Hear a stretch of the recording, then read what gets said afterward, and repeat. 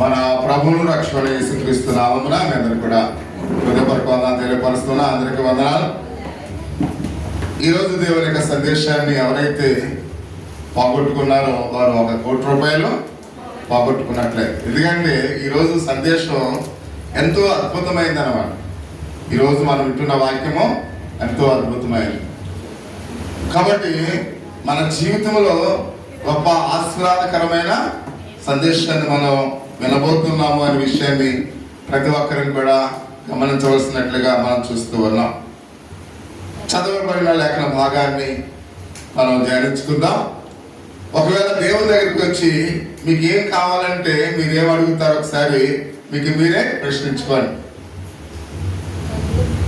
దేవుని దగ్గరికి వచ్చి మీకు ఏం కావాలని అడిగితే మీరు ఏం కావాలని అడుగుతారో ఒకసారి ప్రతి ఒక్కరిని కూడా ప్రశ్నించుకోవాల్సిన వారినట్లుగా మనం చూస్తూ ఉన్నాం. మీ మనసులో ఒకసారి ఒకవేళ దేవుడు ప్రత్యక్షమై అమ్మా మీకు ఏం కావాలి అని అడిగితే మీరు ఏం కావాలని ఆయన్ని అడుగుతారో ఒకసారి ప్రతి ఒక్కరిని కూడా ఆలోచించవలసినట్లుగా మనం చూస్తూ ఉన్నాం. కాబట్టి మనకు ఎన్నో కోరికలు ఉంటాయి. మానవులుగా ఈ లోకంలో మనకి ఎన్నో కోరికలు ఉంటాయా లేదా? ప్రతి ఒక్కరికి కూడా అనేకమైన కోరికలు ఉంటూ ఉంటాయి ప్రియా సహోదరి సహోదరా. అంతేకాదు ఆయన ఒకవేళ ఒక కోరిక మాత్రమే కోరుకోండి అని ఒకవేళ అడిగినట్లయితే మీరు ఏం కోరుకుంటారో ఒకసారి ప్రతి ఒక్కరికి కూడా గమనించవలసినట్లుగా మనం చూస్తూ ఉన్నాం. ఒకవేళ దేవుడు మీకున్న కోరికలని కాదు కానీ ఒకే ఒక కోరిక కోరుకోండి. ఆ కోరిక మీకు ఏమై ఉంటుంది, మీరు దేన్ని కోరుకుంటారు అని ప్రతి ఒక్కరిని కూడా ఆలోచించండి. ఈ 2 ప్రశ్నలు కూడా తర్వాత నేను అడుగుతాను. మొదటగా దేవుడు మిమ్మల్ని అడిగితే ఏం కోరుకుంటారో ఒకటో ప్రశ్న. 2వ ప్రశ్న ఏంటి? ఆయన వచ్చి ఒక కోరిక మాత్రమే మీరు కోరుకోండి అంటే మీరు ఏం కోరుకుంటారు? ఈ 2 విషయాలు ప్రతి ఒక్కరికి కూడా ప్రసంగం అయిన తర్వాత మళ్ళీ అడుగుతాను. మీ మనసులో యథార్థంగా మీరు ఏమనుకుంటున్నారో అదే చెప్పండి. అంతేగాని వాక్యం విన్న తర్వాత మీ ఆన్సర్లు మారిపోకూడదు, మీ ప్రశ్నలు మారకూడదు. కాబట్టి ప్రతి ఒక్కరు కూడా ఇప్పుడు మీరు ఏమనుకుంటున్నారో అదే చెప్పాలని ప్రతి ఒక్కరిని కూడా తెలియపరుస్తూ ఉన్నాం. కాబట్టి ఇలాంటిది చాలా కాలం కిందట ఒక సంఘటన బైబిల్ గ్రంథంలో జరిగినట్లుగా మనం చూస్తూ ఉన్నాం. ప్రభు అయిన దేవుడు ఇదే ప్రశ్న మనలను ఈ విధంగా దైవజనుడు ఎలా అడిగారో ప్రభు అయిన యెహోవా కూడా ఒక ఆయన్ని ఇలాంటి ప్రశ్నే అడిగినట్లుగా లేఖన భాగంలో మనం చూస్తూ ఉన్నాం. ఆ రాత్రి దేవుడు సొలొమోనుకు ప్రత్యక్షమై నేను నీకు ఏమి ఇవ్వగోరుచున్నానో దాన్ని అడుగమని అడిగినట్లుగా మనం చూస్తూ ఉన్నాం. ప్రభు ప్రత్యక్షమై ఏమనంట, ఈ రాత్రి నీకు ఏది కావాలో అడుగు అని సొలొమోను గారిని తండ్రి అయిన దేవుడు ప్రశ్నించి అడిగినట్లుగా మనం చూస్తూ ఉన్నాం. సొలొమోను ఏమి అడిగాడో మనం తెలుసుకోవడానికి ఆతృత పడుతూ ఉంటాం.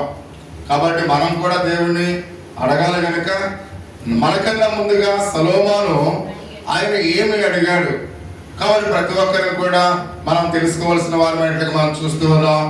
నీకు ఏమి కావాలో అడగండి అని దేవుడు అడుగుతూ ఉన్నాడు. ఎవరైనా నీకేం కావాలో అడగండి. ఈ ప్రశ్న మనం ఎక్కడైనా వినగలమా? వినలేము. దేవుడు మాత్రమే అనగలడు, ఇవ్వగలడు ప్రియమైన వాళ్ళ. కాబట్టి అందుకని ఆయన ఏమన్నాడు, మీకు ఏం కావాలో మీరు అడగండి. అంటే ఈ యొక్క ఉదయకాల సమయంలో దేవుడు మనను వాక్యం ద్వారా అడుగుతున్నాడు కనుక మనం ఏం కావాలని దేవుని అడగడానికి సిద్ధంగా ఉన్నాము. ప్రతి ఒక్కరికి కూడా మీ మనసులో ఆలోచించవలసిన వారు అయినట్లుగా మనం చూస్తూ ఉన్నాం. ఇక్కడ 3 విషయాలకి మనం చూస్తూ ఉన్నాం. దేవుని యొక్క ఆశ్చర్యకరమైన కానుక ప్రియమైన వాళ్ళు. ఆయన మనకి ఇచ్చేది ఏంటి? ఎంతో ఆశ్చర్యమైన కానుక దేవుడు మనకు ఇవ్వబోతూ ఉన్నాడు. రెండవదిగా దేవుని సంతోషపరిచిన సొలొమోను విన్నపము అని మనం చూస్తూ ఉన్నాం.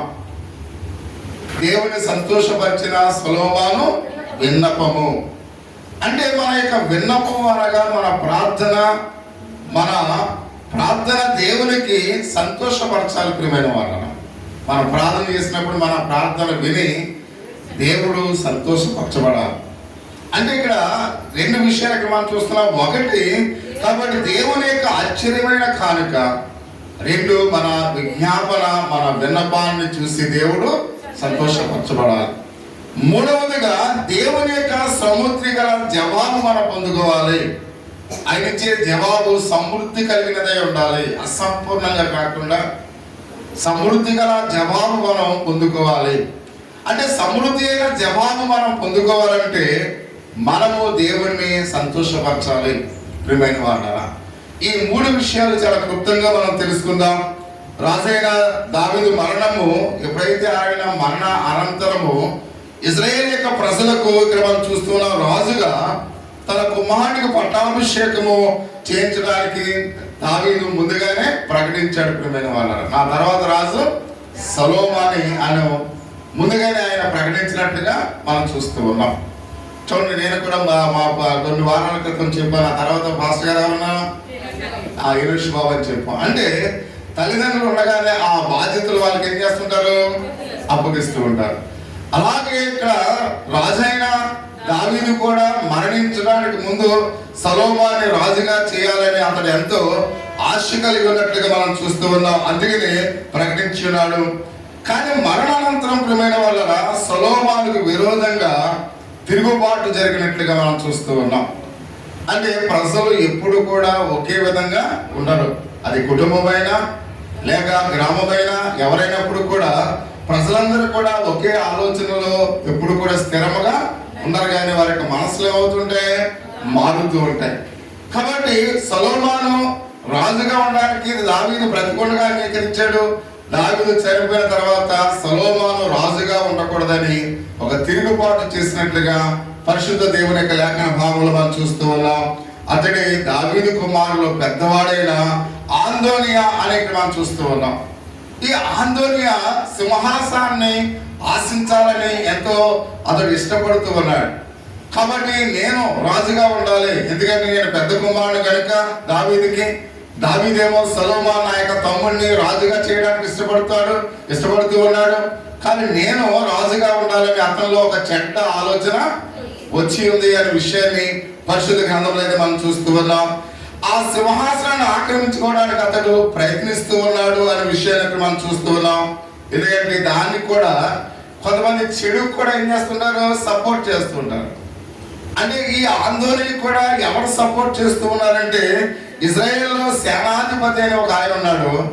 ఇజ్రాయేల్ యొక్క సేనాధిపతి ఆందోళనకి ఏం చేస్తున్నాడు, సపోర్ట్ చేస్తూ ఉన్నాడు. నువ్వు రాజుగా ఉండు, సొలొమోను రాజు అంటే నీకన్నా చిన్నవాడు కాబట్టి నువ్వే రాజుగా ఉండని అతడు ఇజ్రాయేల్ యొక్క సేనాధిపతి ఏం చేస్తున్నాడంట, ఎంకరేజ్ చేస్తూ ఉన్నట్టుగా మనం చూస్తున్నాం. రెండవ అతడు ప్రధాన యాజకుడు కూడా ఏం చేస్తున్నాడు, ఆందోళనని నువ్వే రాజుగా ఉండని ఎంకరేజ్ చేస్తూ ఉన్నట్లుగా మనం చూస్తూ ఉన్నాం. కానీ ఇక్కడ ఆందోళనను వాళ్ళు బలపరుస్తూ ఉన్నారు. ఎవరు? ప్రధాన యాజకుడు, సేనాధిపతి. అంటే ఇక్కడ సొలొమోను ఎవరు బలపరుస్తున్నారు, దేవుడు బలపరుస్తూ ఉన్నాడు. తండ్రి చెప్పాడు, తర్వాత ఇతడే రాజు అని చెప్పాడు. కానీ ఇక్కడ దేవుడు కూడా హర్షించాడు. దేవుడు కూడా సొలొమోను రాజుగా చేయడానికి ఇష్టపడ్డాడు. అంటే మనుషులుగా ఉన్న ఈ ఇద్దరేమో ఆందోళన రాజుగా ఉండాలని ఇష్టపడుతూ ఉన్నారు. తండ్రి అయిన దేవుడేమో సొలొమోను రాజుగా ఉండాలని ఇష్టపడుతున్నట్లుగా పరిశుద్ధ గ్రంథంలో అయితే మనం చూస్తూ ఉన్నాం. కానీ ఇక్కడ దేవుడు తను వాగ్దానం చేసినట్లుగా సొలొమోనే రాజుగా ఉండాలని దేవుని వాగ్దానం ప్రియమైన వారు. అంటే దేవుని వాగ్దానమును ఎవ్వరు కూడా మార్చలేరు. ప్రతి ఒక్కరిని కూడా గమనించాలి. దేవుడు మనకు వాగ్దానం చేస్తే ఆ వాగ్దానాన్ని ఏ శత్రువు కూడా మార్చలేడు, ఆపలేడు అనే విషయాన్ని పరిశుద్ధ గ్రంథంలో చాలా తేటతెల్లగా మనం చూస్తూ ఉన్నాం. అందుకే సొలొమోనుకు దేవుడు ఏం చేశాడు, సహాయం చేశాడు. ఆయన వాగ్దానం చేసిన గొప్ప దేవుడు కనుక, వాగ్దానం చేసిన వాడు నమ్మదగిన వాడు కనుక సొలొమోనుకు సహాయం చేసినట్లుగా పరిశుద్ధ దేవుని యొక్క లేఖన భాగంలో మనం చూస్తూ ఉన్నాం. కాబట్టి అతడు రాజయ్యాడు. ప్రియమైన వారు, దేవుని యొక్క సహాయము సొలొమోనుకు ఉంది కనుక సొలొమోను ఏమయ్యాడంట, రాజయ్యాడు అనే విషయాన్ని పరిశుద్ధ గ్రంథంలో చాలా తేటతెల్లగా మనం చూస్తూ ఉన్నాం. అందుకు ఎప్పుడైతే రాజయ్యాడో మనం ఏం చేస్తాం, గర్విస్తాం. కానీ సొలొమోను ఏం చేశాడు, అందుకు కృతజ్ఞతాస్తుతులు చెల్లిస్తూ ఉన్నాడు. నా సహోదరుడు నా మీద తిరుగుబాటు చేసిన నా తండ్రి నాకు మాట ఇచ్చి ఉన్నాడు, నా దేవుడు సహాయం చేశాడు, ప్రభువా నీకు వందనాలని దేవునికి ఏం చేశాడంట? కృతజ్ఞతాస్తుతులు చెల్లిస్తూ ఉన్నాడు అనే విషయాన్ని పరిశుద్ధ గ్రంథంలో అయితే మనం చూస్తూ ఉన్నాం. కాబట్టి కృతజ్ఞతాస్తుతులు ఎక్కడ చెల్లించాలి? వెరీ గుడ్, దేవుని మందిరంలో. చాలా మంది ఎక్కడ పడితే అక్కడ దేవాన్ని పొందాలంటే కుదరదు.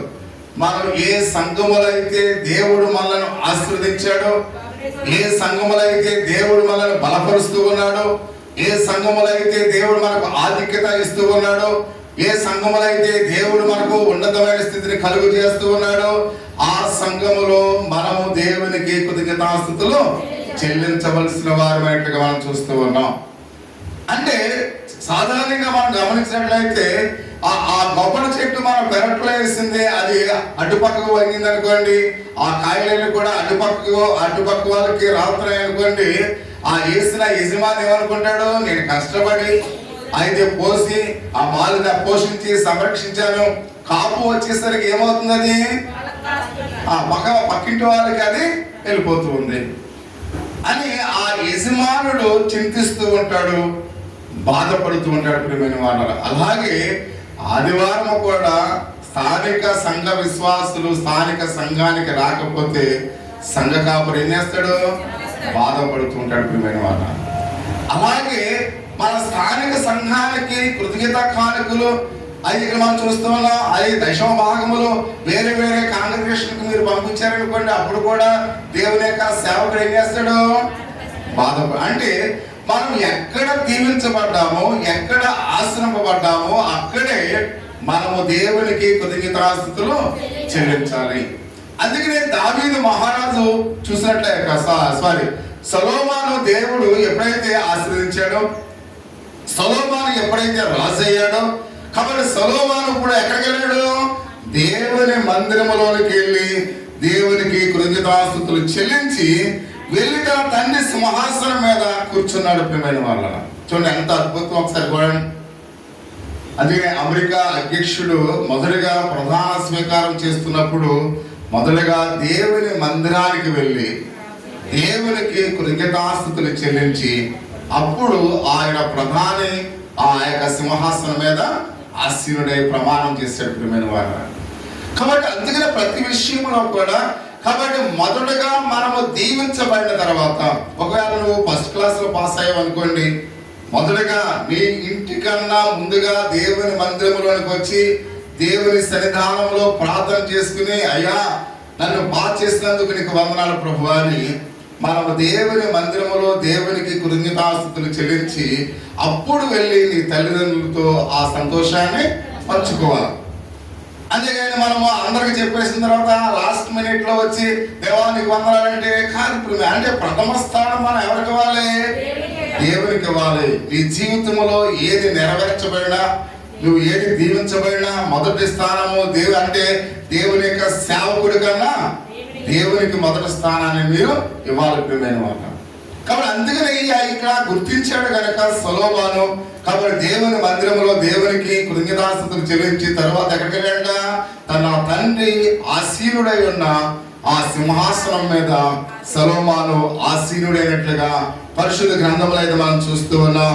కాబట్టి అందుకని ఎప్పుడైనా సహోదరి సహోదర దేవుని ఎప్పుడైతే ఆరాధించి కొనియాడబడి ఉన్నాడో, దేవునికి కృతజ్ఞతాస్తుతులు చెల్లించాడో, వెంటనే ఆ రాత్రే దేవుడు సొలొమోనుకు ప్రత్యక్షమయ్యాడు. ప్రత్యక్షమై ఏమన్నాడు? నీకు ఏమి కావాలో కోరుకో అని మాట్లాడుతూ ఉన్నాడు. అంటే దేవుడు కూడా మనల్ని కూడా ఆశీర్వదించాలంటే మనము కూడా దేవుని మందిరములో దేవుని ఆరాధించి దేవునికి కృతజ్ఞతాస్తుతులు చెల్లిస్తే మనల్ని కూడా ఏం చేస్తాడు? నీకు ఏం కావాలో అని అడుగుతాడు. కాబట్టి మనము దేవునికి కృతజ్ఞతాస్తుతులు చెల్లించకుండా మనము దేవుని మందిరానికి దూరంగా ఉండి దేవుని యొక్క సన్నిధానానికి వెళ్లకుండా మా గురించి ప్రార్థన చేయండి పాస్టర్ గారు, మా గురించి కన్నీటితో ప్రార్థన చేయాలని పాస్టర్ గారు మీరు అంటే, కన్నీటితో ప్రార్థన చేస్తే మా పాస్టర్ గారు ప్రార్థన దేవుడు వింటాడా? కాబట్టి నీ ఇష్టానుసారంగా నువ్వు తిరుగుతూ నా కోసం ప్రార్థన చేయాలంటే ఆ ప్రార్థన దేవుడు వింటాడా? వినడు. మొదలుగా నీకు దేవుని యొక్క సహాయం కావాలంటే నీవు మారాలి. నీవు దేవునికి కృతజ్ఞతాస్తుతులు చెల్లించాలి. నీ హృదయము దేవునికి ఇవ్వాలి. దేవునికి నీ హృదయాన్ని ఇవ్వకుండా, దేవునికి నువ్వు కృతజ్ఞతాస్తుతులు చెల్లించకుండా ఎంత మంది నీ కొరకు ప్రార్థన చేసినా ప్రార్థన ఏమాత్రం కూడా దేవుడు